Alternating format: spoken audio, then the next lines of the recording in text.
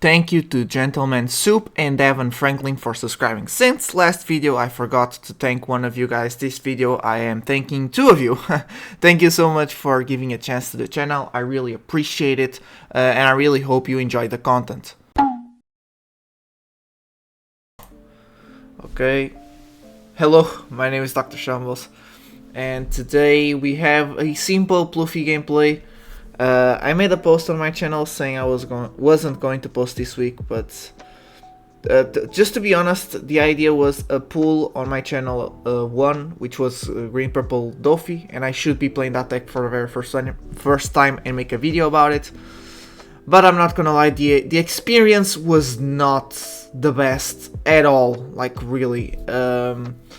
And it was just me losing and not even understanding why, and I was sick, and then even after that I tried to record it once again and it just didn't work. I felt so frustrated that I just ended up playing some purple Luffy, and at some point in time I started recording, which is what you guys are seeing. Unfortunately I had to go after 2 games, so we're gonna have 2 games, but fortunately it's 2 good games, because it's against the very good meta decks, Blackbeard and Blue Doffy. So yeah, let's just commentate the game now. As you guys can see, I got a lucky life over there. I got the Luffy Taro to play on curve. When it comes to Marshall D Teach, you can just go first. By the way, I tried going second. I don't know if you guys probably know this YouTuber, which is Luffy TV. Straw Hat Luffy TV, I think that's his name, and he said he prefers to go second against Blackbeard. To be honest, I tried it and there's no need, I just go first. I just like to go first, so yeah, and going first against Blackbeard you can pretty much just play normally. The only difference is you don't get your own play effects, as you guys can see over here with Luffy Taro. But we still got Luffy Taro, and on next turn we dropped Sangoru and Nico Robin. I am playing Nico Robin, so I decided to change my deck list to play Nico Robin. She helps a lot against this matchup actually, and other matchups like Black Yellow Luffy as well. She helps you go a bit more mid-range and drop bodies without needing Luffy Taro, as you guys saw right here. So yeah. Now, he dropped Burgess in a really good position, to be honest. He's letting his Burgess build up, because he knows he can play for late game and only needs the Burgess swing down the line when he needs to push for game or to make sure he doesn't lose or whatever. This Brook, however, from AB01 is very popular here in the West. He wasn't popular in the East, but he's more popular. People are playing him in the West. I don't know why. And they're also playing Jack. That one I know why. There are many positions where Jack comes in handy. So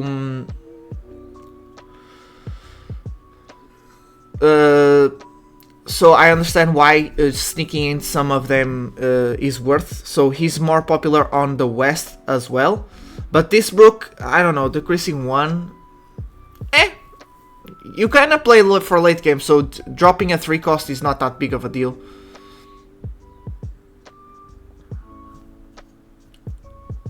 So like, okay, he doesn't have the 10 cost Marshall D Teach. He did drop the Jack right here, and he's gonna take away one of the my Onami over there, I guess. And by the way, in case you guys are wondering, this is a pretty normal game for... yeah, there you go, nice. For Purple Luffy against Blackbeard. We do have the advantage, we do counter. He got the 10 cost T-Teach right now. This is very normal. He normally, to accelerate the search for the 10 cost Teach, he needs to have the Sage, which I don't know if this guy is playing or... Okay, I don't know if this guy is playing or he didn't see it, because right now it's too late. Like, I already set up to our game. I'm winning because I know he has no counter in hand. But yeah, this is pretty normal. Like, if he doesn't have the stage or doesn't search a lot, He's not gonna be able to drop the Marshall D Teach before I end the game. If he can, he drops one and that's it. And he didn't get it. He didn't get searches, so that's it.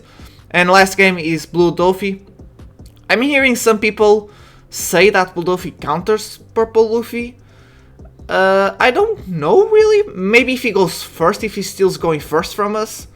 Other than that, I never struggled against him, to be honest. You just starve him, that's it. He has no late game cards. So I usually just don't really struggle. And you guys will see, like, most of the time he feels like I'm in a bad position, but I'm never in a bad position. Oh, good tip here. If you have Kamazo and don't have any other 4 costs to play, just play Kamazo.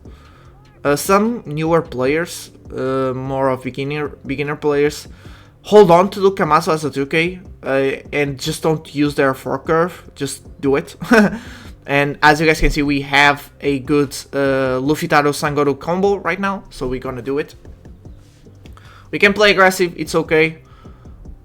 Yeah, he can't go too down on lives, or else we got a Pedona from that Kamazo effect, I guess.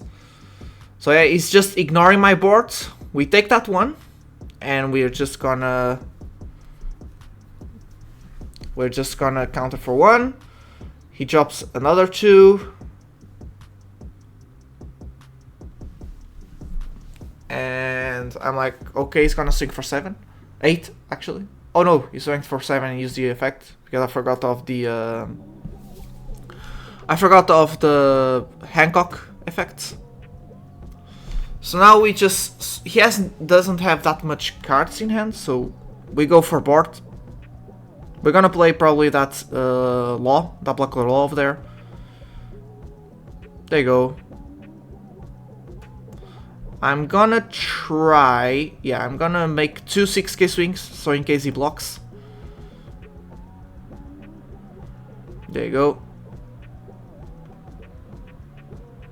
There you go, and now we can take away that one anyways. And voila! We have one done for the Gum Gum Giant, we have a blocker, so there's no way he can end game. And he should try to go for board here.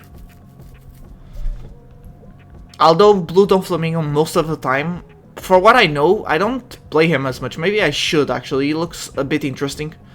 I think, to be honest, I think Green and Purple Doffy is more interesting because you use his crew members in your deck. But I must admit, this Blue Doffy is much better right now. Hopefully in OP09, Green Purple Doffy is gonna get a buff. And he can come back. I'm gonna give that deck a try once again, once OP09 comes out. But for now, I'm sorry, I don't think the deck is viable. The deck supposedly counters Blue Doffy and Purple Luffy, and I've played against those 2 decks, and pretty much it doesn't make that much. They still can fight. They can still make a fight from themselves. So yeah. Okay, now we are at 1 life. We cannot lose this life, no matter what. He lets it go. We're gonna have to... I was trying to get... I felt confident to get the Von Kure, but obviously we couldn't. So I'm probably just gonna... Okay, let it go. I was gonna make swings to Jinbei to make sure I took, and now we just play a blocker. We're safe! Once again, he only has 1 swing and we have 1 blocker. I am trying, hopefully, the perfect top deck this next turn would be a blocker Onami. So we would drop Luffy Taro with Onami and setting up a blocker as well as a big body. I don't really want to play that Secret Rare Rush Luffy just yet, the 9 cost. Just yet.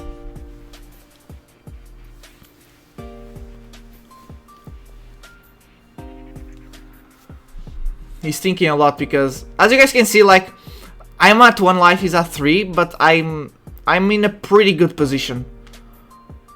He has no swings. We have, at very least, I don't want to swing with the blocker Sanji, so let's just say I have 3 swings per turn. So yeah, and the fact that he keeps playing his cards rested is pretty nice. We just block.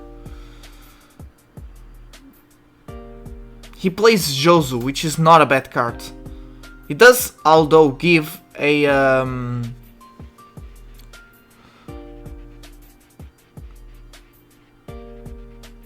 Oh, I should... Yeah, there you go. Nice. Go for board first.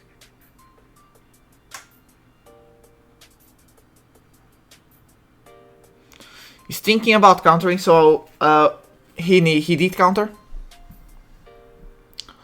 We still play this rush Luffy now. He has 2 swings, and we can, thankfully, because he gave us the Kamazu back. Now we have just enough Dawn, just enough 2k counter or counter power to counter at the very least 1 swing. So if he splits the Dawn right now to try and go for game, I can just counter 1 attack. And after I do it, so he does. I should have let it go here, but I just didn't want to do the math, to be honest. I just didn't want to see if I had just enough counter to counter out of the 13k. I probably had, but I'm just like, I'm not gonna lose time, to be honest. That might give away that I do have, in fact, the counter. But it wouldn't have been a good bait. Because now I'm giving him a chance to set up a blocker once again.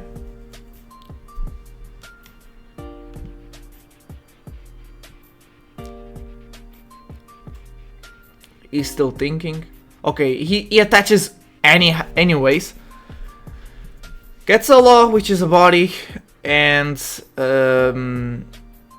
probably, yeah, he won't activate the effect. Like, if he wants, he can bring my law back. I don't know if I should go with Robin or Sanji there as a counter. I wasn't going to end game here, by the way. Yeah, I knew he was going to give up. I was going once again for board.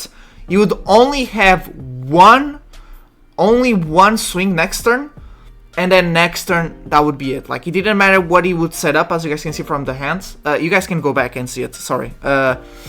And after that, we would just end game. So it wouldn't have, I wasn't going for game this turn. I was going to make sure I would take board, because I did have 3 swings, but all those 3 swings had to connect, so might as well just make sure, take away his board, make sure he only has 1 swing next turn, and yeah, set up for game.